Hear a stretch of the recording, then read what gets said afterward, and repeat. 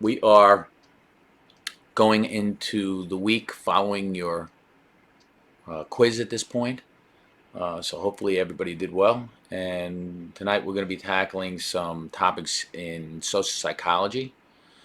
Social psychology is a very unusual sort of topic in that social psychology, there are a lot of different aspects to it. Where would you find a professional social psychologist? Well, a lot of them do research. A lot of them are employed looking at trends.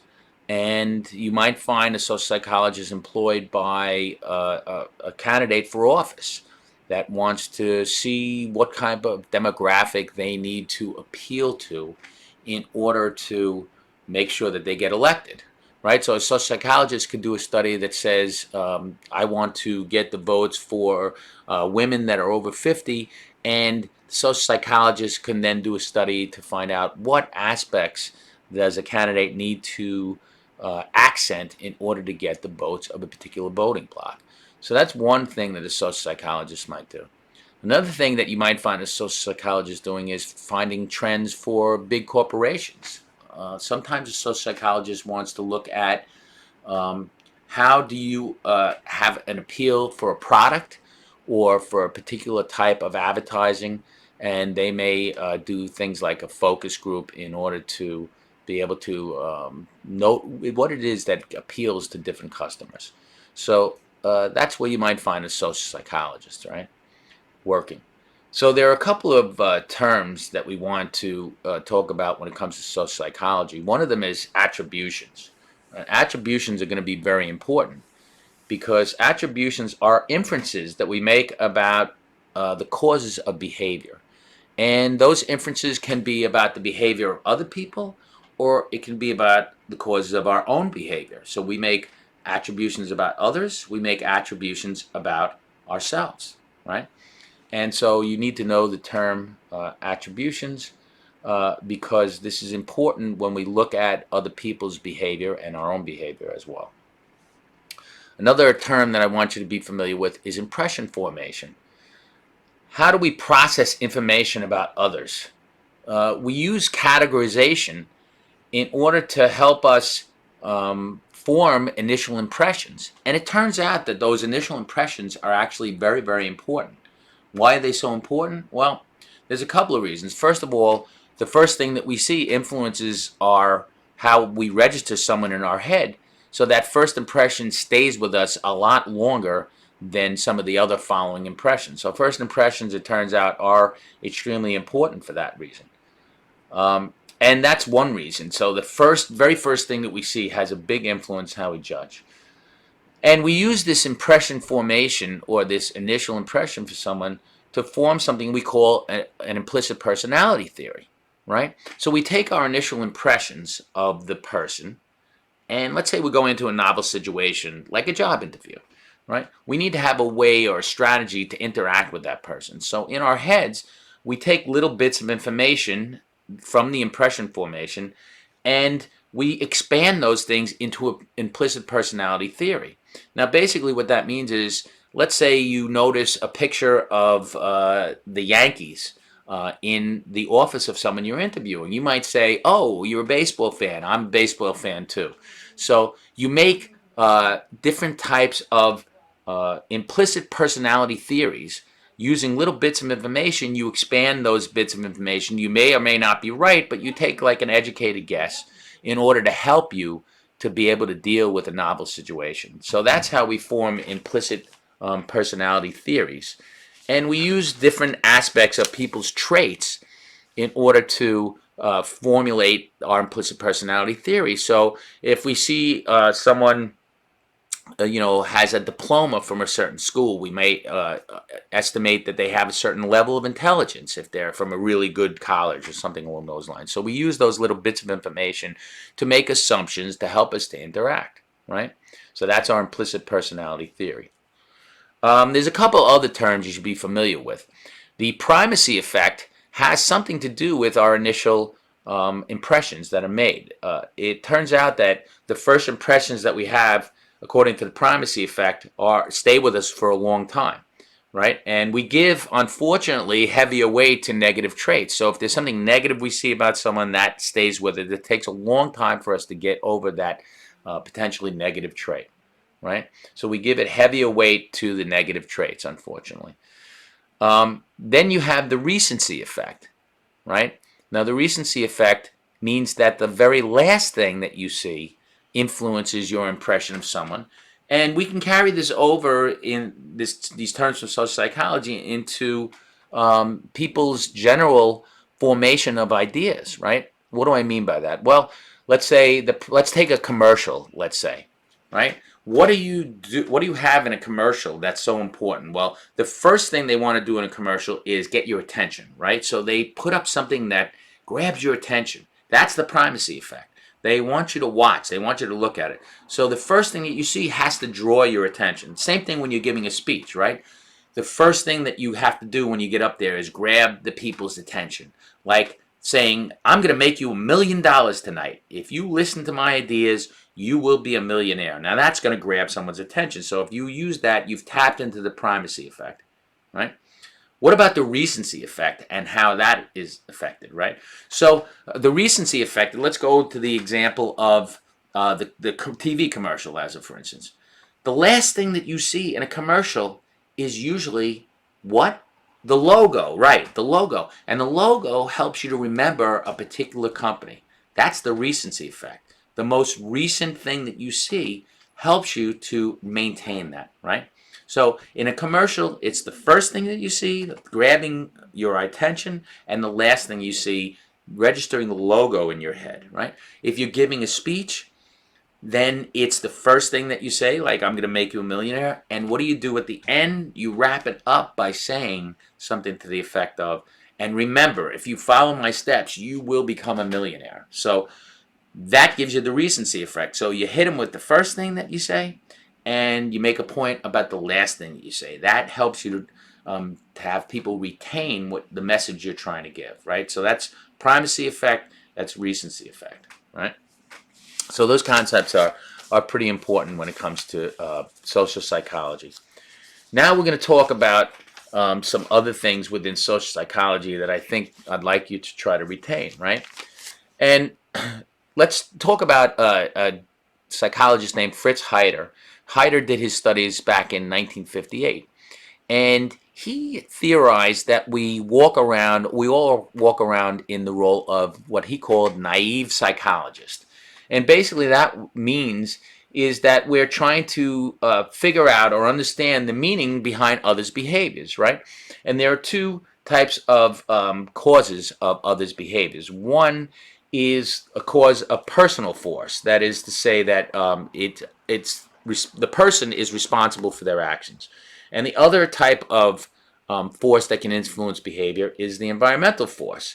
And that takes into account things like luck and task difficulty, right? So depending on what you make an attribution that the behavior was caused by, that's going to affect your different reaction, right? So if somebody cuts you off in line and they say quickly you find out that they have an emergency that they have to address, or they're bleeding, or they have somebody at home, then you make the attribution, oh, there's an external cause that's causing that person to cut you off, so you're not going to be as angry, etc., etc. Whereas if you make a personal attribution about the behavior, like this guy is just rude and wants to cut me off and step in front of me, then your reaction might be a lot angrier, right? So attribution for behavior is very important, and it really stimulates how you react to different situations, right? Heider was the first person to really talk about this concept, and that's why I think it's important you note that. I also want to talk a little bit about self-attribution. I made some reference to that earlier, and there was a study by Daryl Bem back in the 60s that suggested that we observe our own behavior, we make self-attribution, right, as I pointed out, and then we make inferences from observing our own behavior. So as a for instance, if you eat a meal and then you look at the plate and say, wow, I ate everything off that plate, I must have been hungry, right? So you make an attribution given the fact that you observe your own behavior. right? If you swing at a golf ball for the first time and hit a golf ball, and you hit it far, you might say something like, wow, I must be good at golf, because you're observing your own behavior. So we do a lot of that, right? Then there was a study by Jones and Nisbet a little after that. Now, Jones and Nisbet looked at people's inferences and behavior, and they said something that makes a lot of sense, right? They said we tend to see our own behavior as being controlled more by the situation, whereas we look at others' behavior and we say, oh, that probably is caused by more internal forces.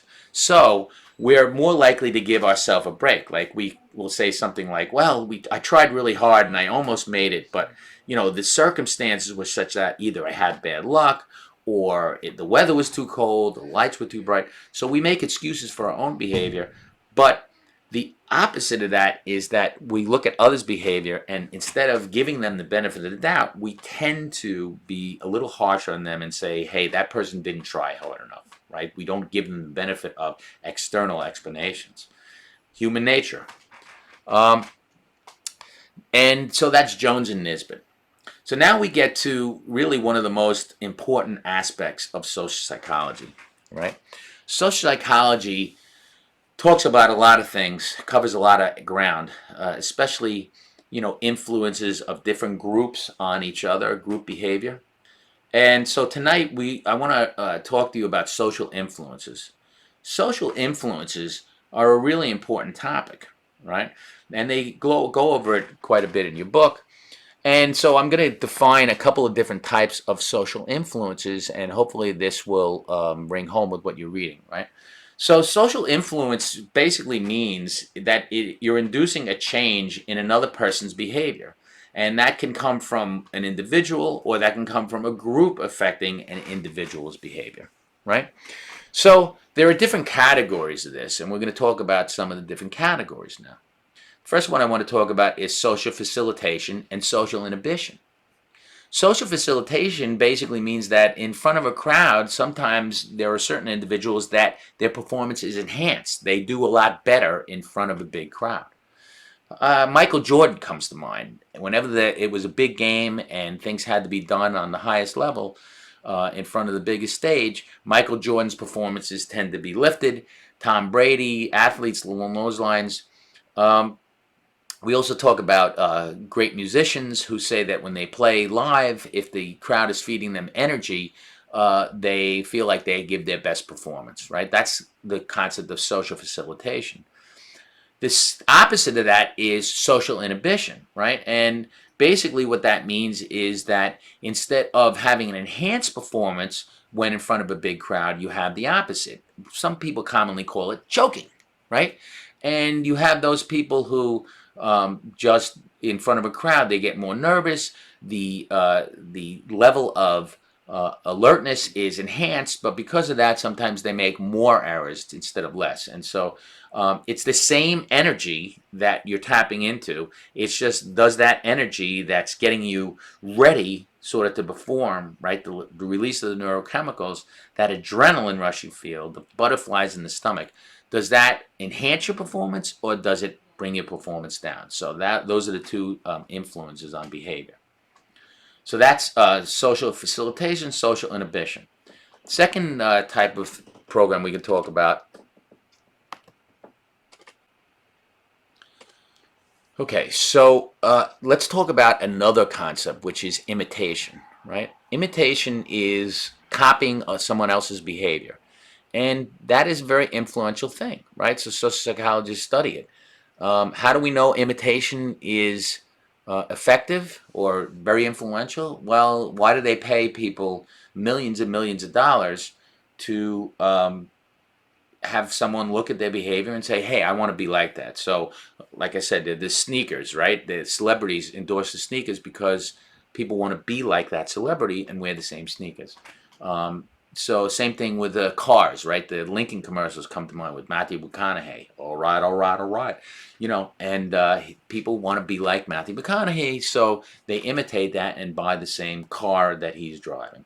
So imitation is a form of influence on behavior. It can be something that's both a plus and a minus, right? So sometimes you have especially children, can imitate someone who is not particularly a good role model, and so they can be led down the wrong path. So sometimes imitation is not a positive thing, but if it's imitating the right person, it can be a positive thing. So let's go on to the next type of influence that we're talking about. We're going to define this as conformity. Conformity is changing one's behavior or belief and behavior to become more in line with the rest of the group, the reference group. So it could be a group of friends, it could be your family, it could be a group of religious folks. I mean, it could be pretty much anything. Conformity is this very, very influential thing, right? Take as a, for instance, clothing, right? We know that people like to look at like what's in fashion, right? So they conform to the norms of fashion for that time period, and so young teenage girls tend to be drawn into shopping to look like the other girls that are wearing fashionable clothes, because they want to conform and be part of the larger group. So conformity is extremely influential. The group oftentimes has a lot of influence. This is what we call peer pressure. That's a form of conformity, right? Where they say, "Oh, come on, it's okay," and the group tendency influences and pulls in people who may be not feeling that way, or maybe neutral on something. They tend to go in the direction of the group in order to fit in. How influential is conformity? Well, a professor named Solomon Asch in the 50s, the mid-50s, did a very influential study on conformity. He set up a study so that he worked with a group of Confederates. Let's say 6 of the subjects in the particular experiment were Confederates. That is, they were working with the experimenter, right? They weren't real subjects. Then he had one person who was the real subject in the experiment. And basically, they gave that subject a task, and they asked him to select the size of a line or something, and they gave him an obvious correct answer, and then there were some obvious incorrect answers. The group before him, he was always sitting at the subject that was really the subject was always at the end of the row, right? So they would ask the prior 6 people, they'd say, what's the answer? And they would purposely all give the wrong answer. Well, guess what? About 85% of the time, even though the subject knew he was giving the wrong answer, he or she would give the wrong answer anyway. So they asked, of course, after the experiment, they said, "Look, we're doing a debriefing, and did you know that this was the wrong answer?" And the subject invariably said, "Yes, I knew it was the wrong answer." So then the follow-up question was, why did you give the wrong answer purposely if you knew it wasn't the right answer? And the answer inevitably was, I didn't want to stick out. I didn't want to be different than the rest of the group. So as long as the group was unanimous in giving the wrong answer, the person would assume that they must be wrong. And so they realized that, they generally would conform to the rest of the group instead of giving their own thoughts. That's about 85% of the time. So there were some people that would go against the group, but it was very, very rare, right? And so conformity tends to be very influential. The clothes we wear, the food we eat, things like that are affected by conformity on many, many different levels.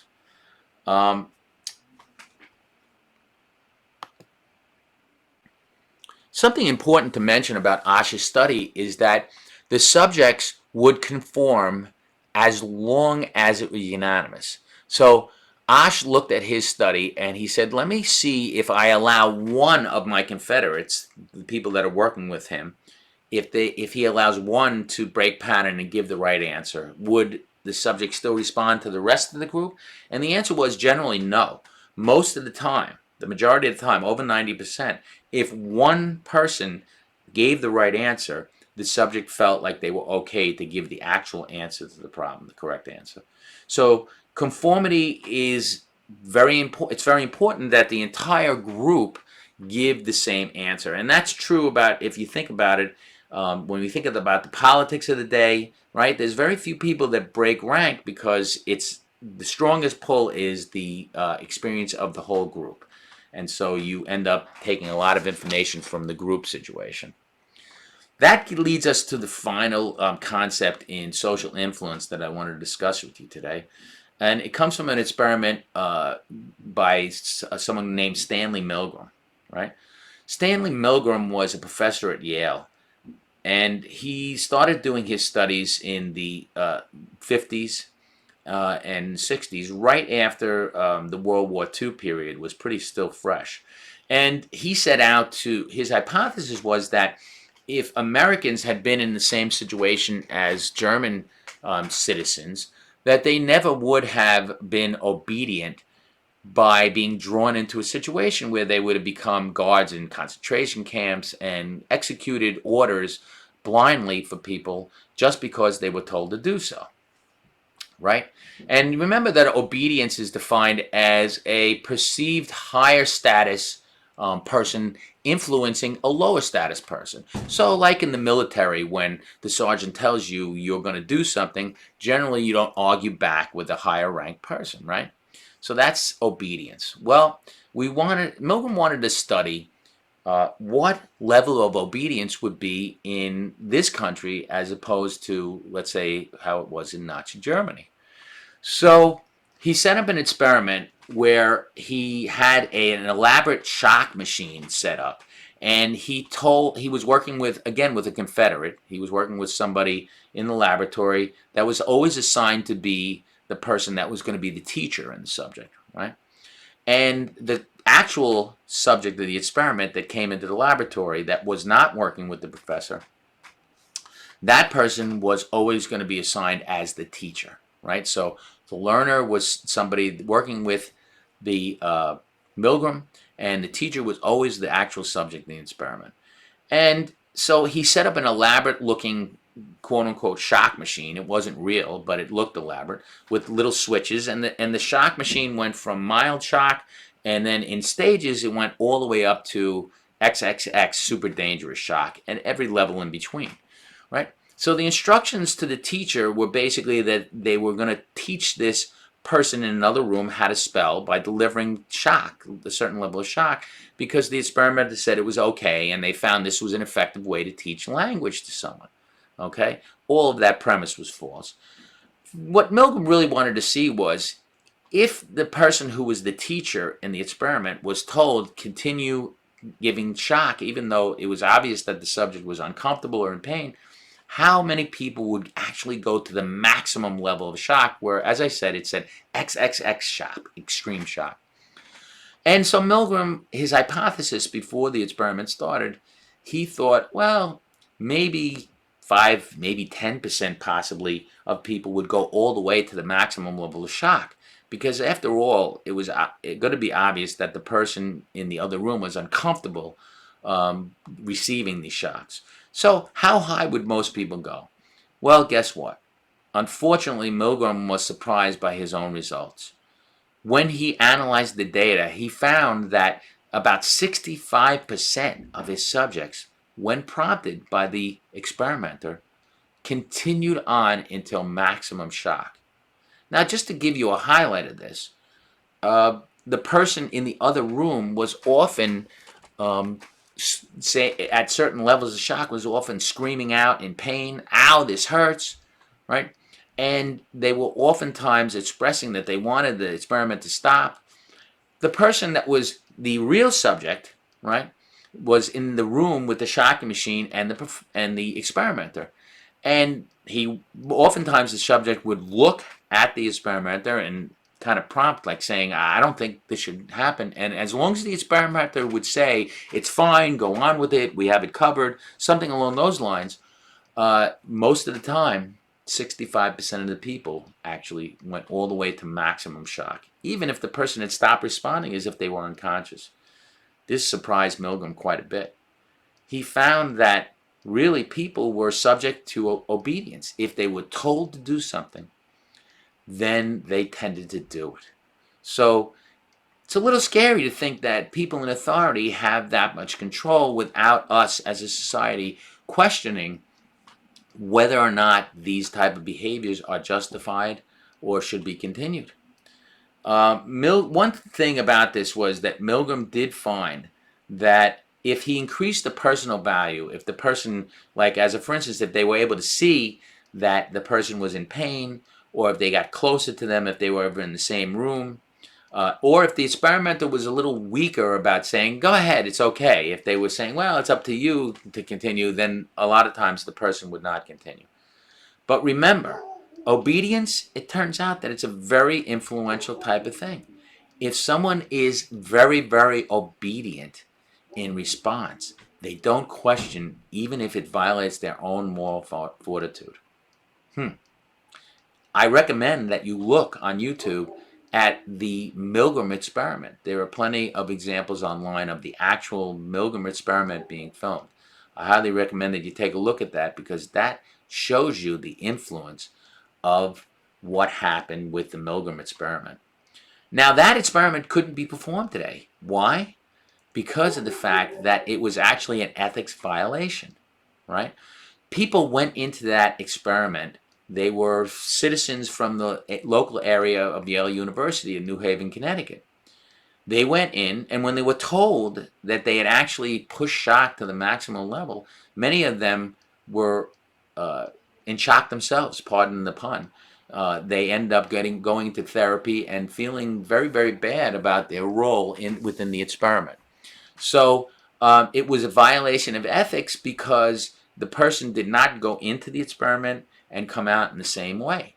They had oftentimes psychological damage from it, and so the experiment really probably couldn't be done today. There was another experiment that talked about influence, which I highly recommend again for you to look at. This was an experiment by Philip Zimbardo, right? Zimbardo was a professor in the 60s at Stanford University. And this is another thing that has been documented several times. There's a movie that came out within the last few years about the Zimbardo prison experiment.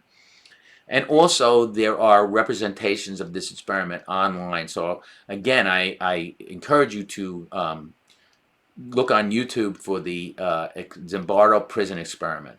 But basically what I want you to know about the Zimbardo prison experiment is that he took random students at Stanford University, and he assigned some of them to be prisoners and some of them to be guards, right? And he set up a faux prison in the basement of a psychology building at Stanford. The experiment was supposed to last for 2 weeks. He wanted to see what would happen if people were given an assignment and told that they were responsible or in charge, and other people were told that they were going to be prisoners and be in a jail-like situation. Nobody was told that they couldn't leave the experiment. But at the time, ethics weren't quite as much in place, right? So this is another experiment probably could not be done today. Anyway, if you look at the experiment, you'll find that what happened was the effect was quite profound. Those that were assigned to be guards became extremely nasty. They became extremely harsh and made some of the quote-unquote prisoners that were their fellow classmates do things in a very assertive manner, sometimes almost abusive. The prisoners fell into the role of being a prisoner. They were given numbers and their names were taken away, and they really started reacting as if they had done something wrong. Very few were able to say, I want out of the experiment. They just fell into the role of being a prisoner, just because they were assigned to be a certain thing. So it was a fascinating study, and that study had to be discontinued after 6 days by Zimbardo because he noticed that people, the prisoners, were suffering psychological damage, and he also noticed that the guards were getting very carried away with their level of authority, right? So what does that mean? Well, that means that you have to be conscious that when you give someone a level of authority and you're not very prescriptive about how that authority is to be used, there can be potential abuses. And unfortunately, look at what's going on in our society today. You can see that these influence of obedience and the influence of a uniform plays out quite a bit in our society. And it turns out that we are quite susceptible to being influenced by this level of obedience. Okay? So those are some of the concepts that I want you to be aware about within social psychology. There are a lot of very diverse things that you'll find in the book. regarding the development of stereotypes and prejudice and things along those lines. Those are also important to look at. So we're going to wrap that up with those concepts. And next time you see me, we're going to be talking about some of the influences on developmental psychology, or lifespan as it's sometimes referred to now. Good to see you, and I'll see you for next week.